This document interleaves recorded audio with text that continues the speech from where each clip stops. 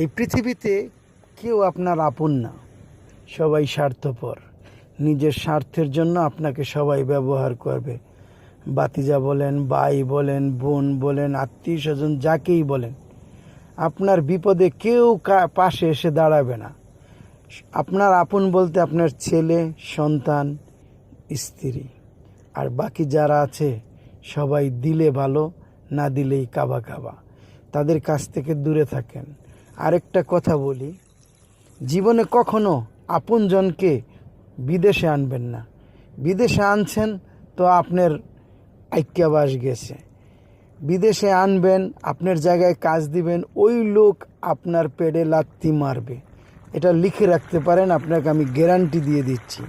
তাই বলবো, আপনজনদেরকে কখনো নিজের জায়গায় আনবেন না, নিজের কাজের সাথে রাখবেন না, তাদেরকে দূর দূর করে দূরে রাখুন।